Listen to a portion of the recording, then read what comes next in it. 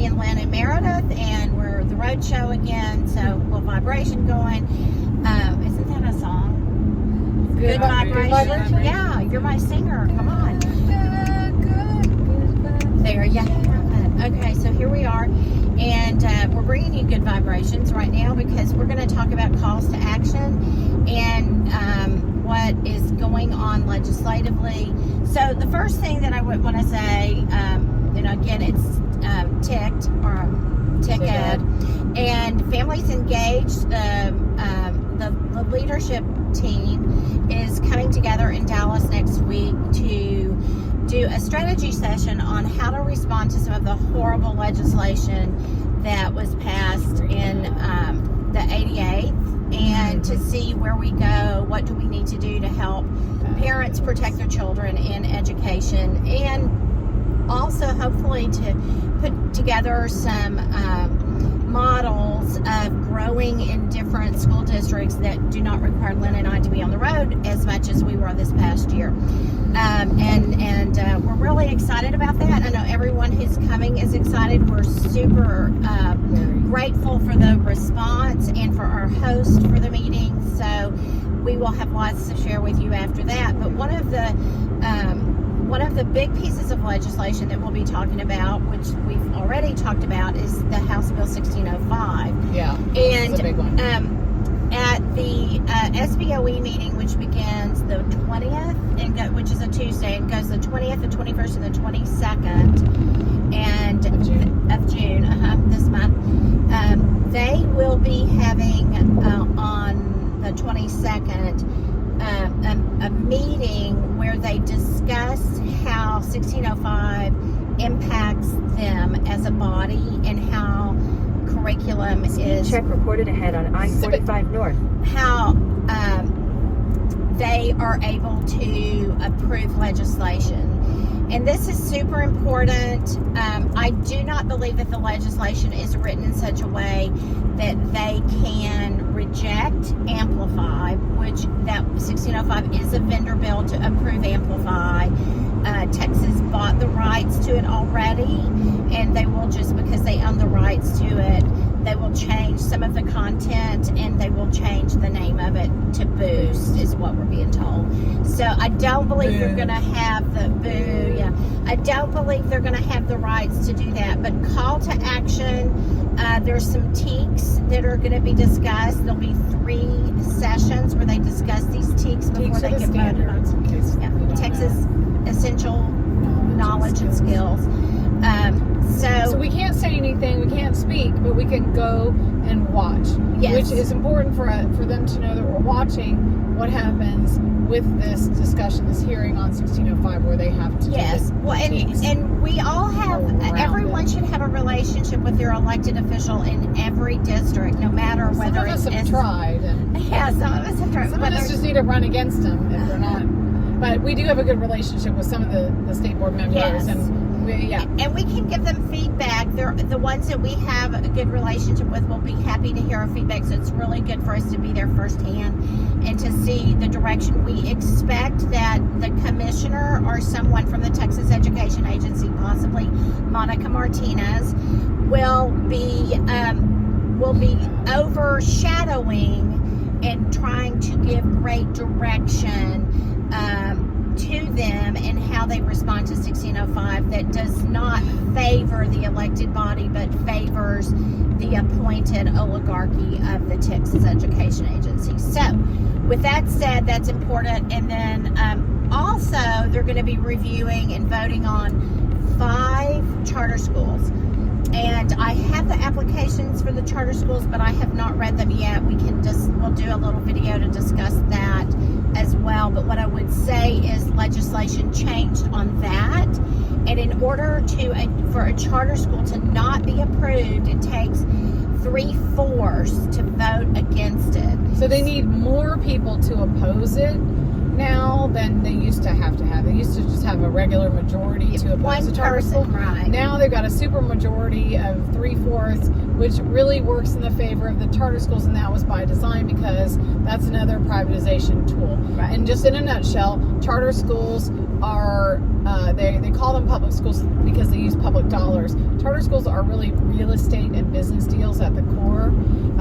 They're also a privatization tool to siphon the students and the funding away from public schools, and they're not performing any better than the public schools. They're actually performing worse. So we would be for it if it was actually doing something good. It's not. It's actually, it's not good. So we're not for charters. And especially. And some of these are bad charters, but again, I think that, based on principle, we need to push back on this because the 4 new members were funded. The wing nuts, and actually there's only 3 wing nuts. Yeah, there's only 3. But we were just super lucky Evelyn because they tried to capture Evelyn Brooks, the investor, awesome. the Pac-Man, the bad Pac-Man. They tried to capture Evelyn, but Evelyn has been wiser, and she is steadfast attached to her Christian principles, and that is a super important aspect to her membership of that body. And so she has not joined the Wingnuts.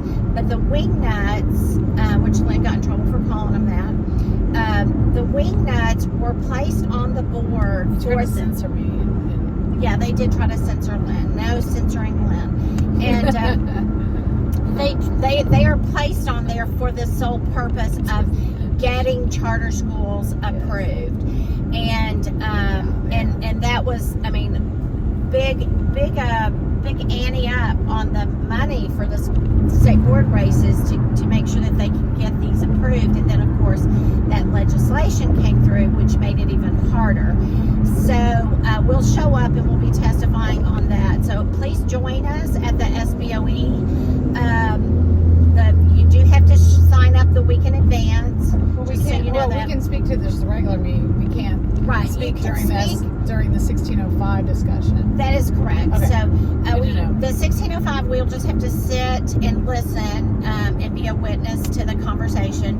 But on the charter schools, there will be an opportunity to speak. And if you'll follow us on the Facebook page, or the Facebook group, not the page, we will put the link to sign up. And you have a very short window to sign up to speak. It opens up on a Thursday and closes on a Friday.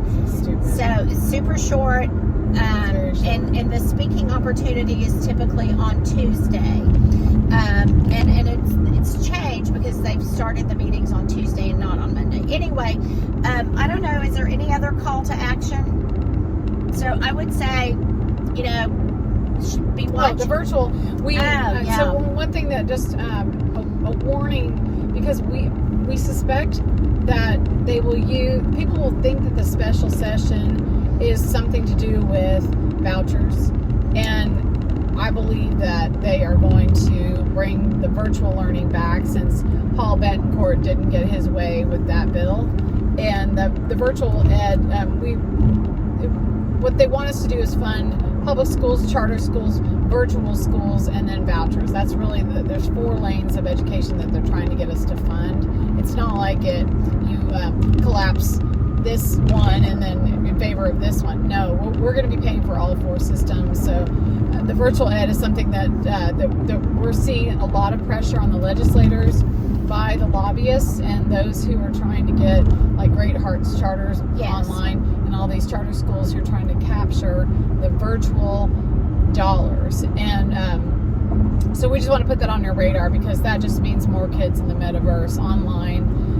But they want that butts in the seat funding that comes with the students. So they'll pull the students however they can get them so they can get that funding. And just remember, if the children are on the internet, they are not safe. Right. There are predators on the internet that you cannot protect the child from unless you are sitting there. It is absolutely not safe. And that it is not only not safe from a predatory standpoint, but medically it is not safe either.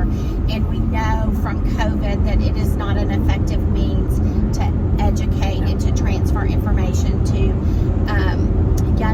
young students, and that it's failed. So we certainly don't need to continue to promote that type of and we do have there are options already for online education through the ISDs and through universities. university. So we certainly don't need to create a whole new system. This 88th session was really about spending a lot of money and growing the size of the Texas government in a huge way. Yeah, and the conservatives are actually the conservatives are doing they're the ones it. driving it, so that's what I'm saying. They talk out of both sides. The rhinos, yeah. It's not conservatives, it's actually. Yeah. The rhinos have control. So at any rate, watch when your rep comes home, because they're already beginning to show up. I know this next Tuesday, Tan Parker is speaking at the Grapevine Republican Club along with SREC member Jill Glover. Almost called her Jill Tate, but Jill Tate's also speaking. But I will be there just so I can ask questions. And Jill is not a rhino, and she's not what we're talking about. We're talking about the legislators coming back home to low information voters and saying, "Oh, I passed this bill, or I did this, and we're gonna property taxes, and we did all this stuff with education and funding. We're gonna pay the teachers." No, they're all full of it. When they come back, people aren't the wiser unless they've been at the legislature like we have and seen firsthand what they're really doing. They can get away with their little speaking tour and let all the grassroots people say, "Oh, look, they're coming down." Well, and they're justifying their vote. The House members are all justifying their vote to impeach Attorney General Paxton. And we will do another video on the Paxton-Trump indictment and how this affects. Lynn says she's not going to do that. I will do that. I'll do that by myself because I do think you need to be aware, but do not let up and do not buy into what they are going to tell you. They have been educated on how to come home and spend that to lessen your frustration and anger that they are undermining the representative form of government. They are overriding the representative form of government. I will be saying that over and over and over again. And there was only one Republican who voted against House Bill 1605, and that was Bob Hall. Bob Hall. Every single 100% of the House reps voted for the $2.44 billion UN education technology vendor bill. Bob Hall was the only senator who voted against it. So keep that in mind. Okay, we're going to check out here. See y'all. Thank you.